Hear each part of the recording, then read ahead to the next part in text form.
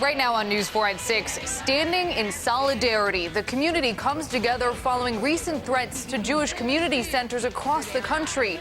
Their message of unity. Plus, throwing his hat into the race, Buffalo Controller Mark Schroeder announces he will run for mayor. His plans for the future of the city. And speaking out against hate, a local pastor reacts to racist vandalism written on church property.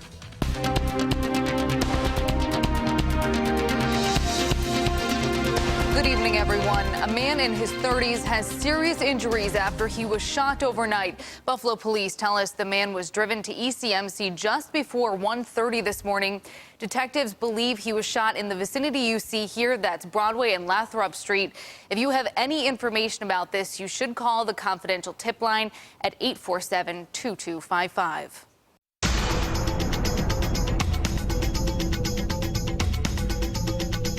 Turning now to weather, it is a beautiful evening out there, even if it is a little bit cold. This is a live look from our tower cam right now.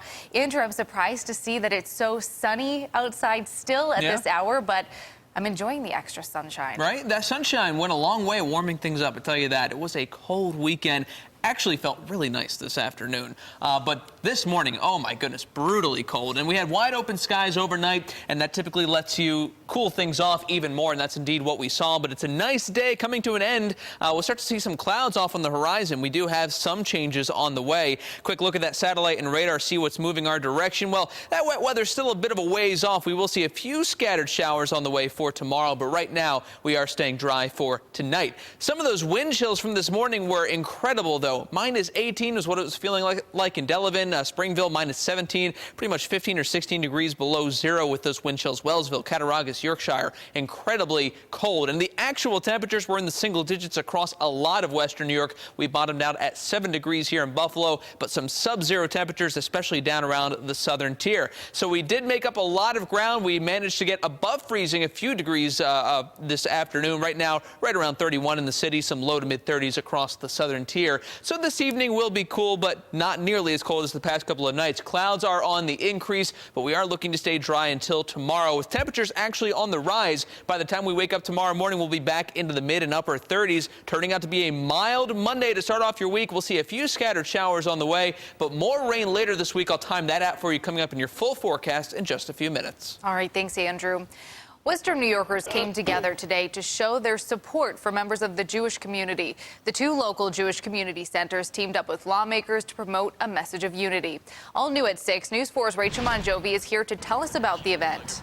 Callan, this event brought so many people in the community together tonight. People locked arms today to show solidarity with the Jewish community, and they're letting everyone know that the Jewish community centers are safe and that they are a welcoming place. Lawmakers and other local leaders took a stand today against anti-Semitism in any form. Just last month, the JCC in Amherst was evacuated when a person called in a bomb threat. That turned out to be a hoax. Authorities are investigating more than 120 bomb threats across the country. The local Jewish community center said an attack on them is an attack on everybody, and the easiest way to show solidarity for the Jewish community is to join them. We are especially grateful for this outpouring of support, which means very, very much to us. And it means as much to us as it does to the rest of the community, because when you attack Jews, you attack everybody. It's just where it starts. Whether you're Jewish or not Jewish, the community center is our community center, and we are all going to act as a united one to make sure that's a safe and welcoming place. On Friday, authorities arrested a former reporter for at least 8 of the bomb threats against Jewish community centers. They say 31-year-old Juan Thompson was trying to harass his ex-girlfriend. Authorities don't believe Thompson is responsible for the other bomb threats across the country and calls Thompson a copycat. In the studio tonight, Rachel Monjovi, News 4 at 6. You feel kind of upset about the fact that it's even out there. You know, you think that crime just goes on in the city and hatred, but you find out it's everywhere. We are hearing from the pastor of a Cheektowaga church one day after someone painted a racial slur on church property. We first brought you this story yesterday at 6. New Creation Fellowship pastor Stephen Anzel addressed his congregation this morning, saying hate and bigotry are not welcome in Western New York. This is what the vandalism looked like. The church is located in Cheektowaga, but this was painted on a building at the church's horse farm on Marble Road in Akron.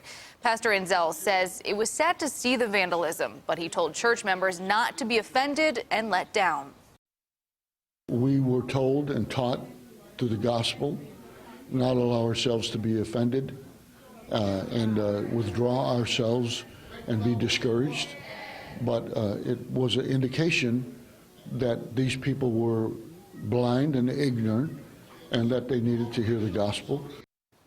The farm is undergoing renovations to use a space for a church youth camp this morning. Police are investigating. Governor Andrew Cuomo is in Israel for a quick trip. He's pledging solidarity following a surge of anti-Semitic acts. Cuomo is also trying to boost economic ties between the country and New York State. Today, the governor participated in a memorial ceremony at the Hall of Remembrance with Israel's president, where he paid tribute to the victims of the Holocaust. There, the president strongly condemned recent hate crimes at Jewish cemeteries around the country and in New York and threats made to Jewish community centers. It is disgusting. It is reprehensible. It violates every tenet of the New York State tradition. To the people of Israel, I say that these acts of anti-Semitism will not be tolerated. New York State has reacted aggressively with extraordinary measures. In New York City alone, anti-Semitic hate crimes nearly doubled in the past year. Governor Cuomo has posted rewards and put together a special police unit to combat the crimes. I am officially declaring my candidacy for mayor. Buffalo Controller Mark Schroeder will officially challenge Mayor Byron Brown in the Democratic primary. Schroeder laid out his vision for Buffalo, launching his mayoral campaign this afternoon. He says he wants to get Buffalo police more training and offer assistance to small businesses, not just big developers. Schroeder is already putting his plan for the city together. I've asked already Leadership Buffalo to do an A through Z of all the different stakeholders, 501c3 organizations in Buffalo. I want to know who they are and what they do for the city so I can invite them to the table so that we can put forth a comprehensive plan for all of Buffalo. And then what we'll do is we'll customize the plan for the east side, the west side, the north side, and the south side. Now, Mayor Brown is seeking a fourth term in office. Only one Buffalo mayor, Jimmy Griffin, has served 16 years. I will say that for the part of the national security apparatus that I oversaw as DNI, there was no such wiretap activity mounted against the president-elect at the time, or as a candidate, or against his campaign. Former Director of National Intelligence James Clapper denied allegations this morning that former President Barack Obama wiretapped Trump Tower during the campaign. He's responding to a series of tweets sent out by President Trump yesterday accusing Mr. Obama of doing so. Now the White House is demanding Congress investigate whether it's true. Brooke Silverbraga has the latest.